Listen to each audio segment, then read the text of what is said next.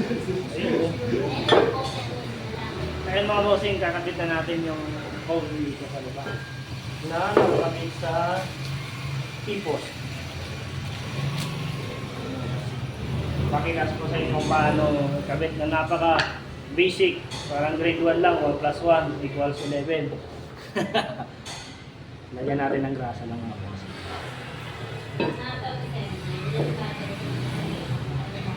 Pag nagrasahan natin mga boss, dapat na natin yung cone. Pag nalapat natin yung cone,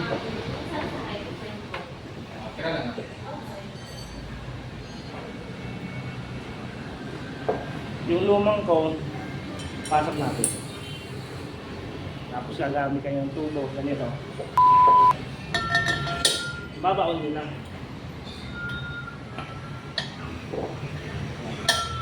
Salin nyo lang, bubukok nyo lang para.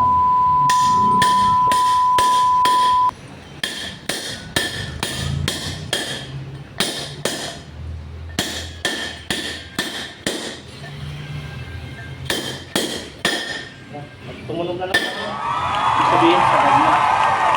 Basic lang, walang kahirap-hirap.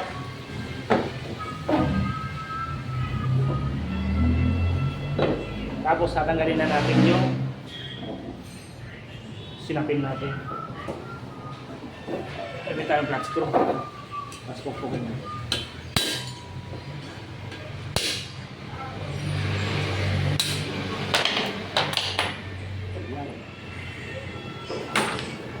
Okay na tayo dito.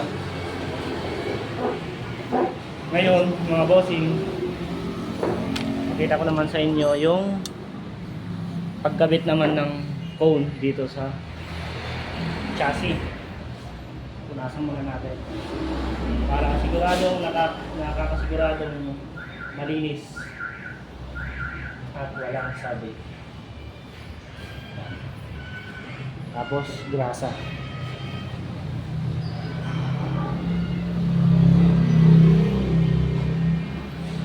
Nakikita ko. Nakikita ko.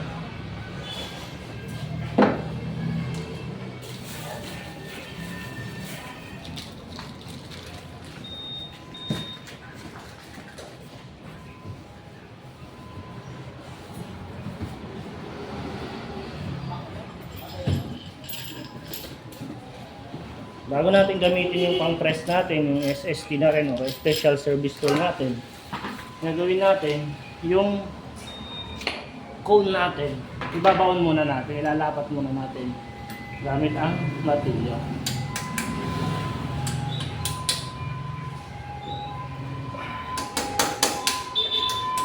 Kuya, nasa dito Ma'am, Kasi meron pa siyang ano. mayroon pa. Ay ano yan, hindi ko pa pang ano.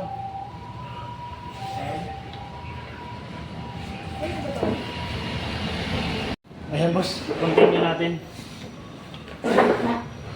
Ikabit muna natin ito. Bull race pa rin.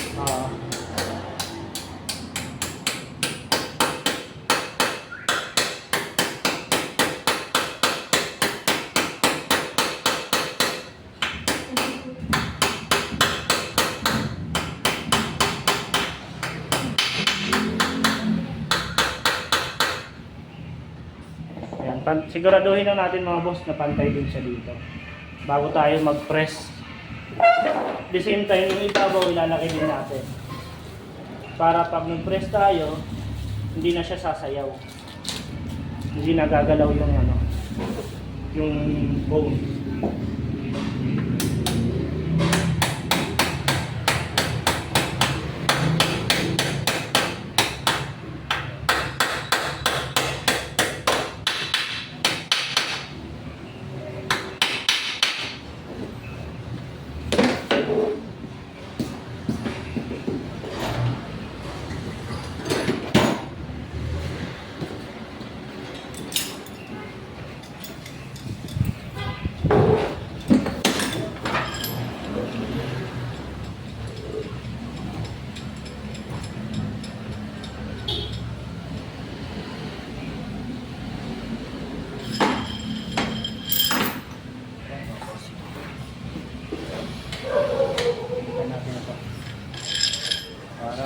sure ball na maganda yung lapat ng ball race natin.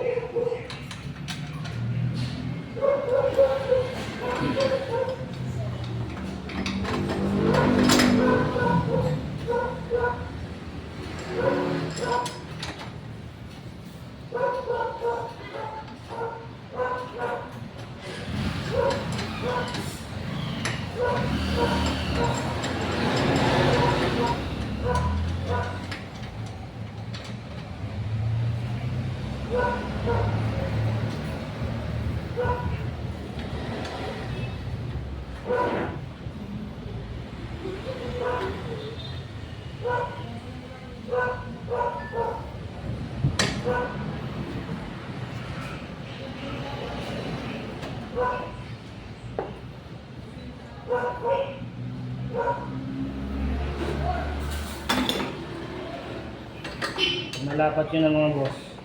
Higpitan na natin.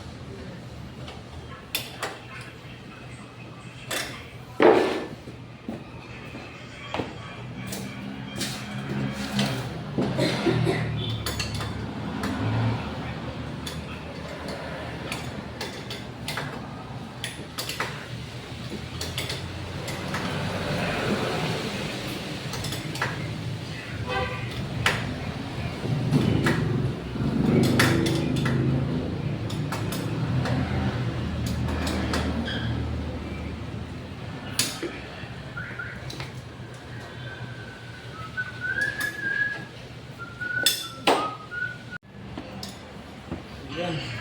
Pag nasa ganda yung paghigpit natin, ibig sabihin, nakalapat na yung mga cone natin. Sa ibabaw at saka sa ilalim.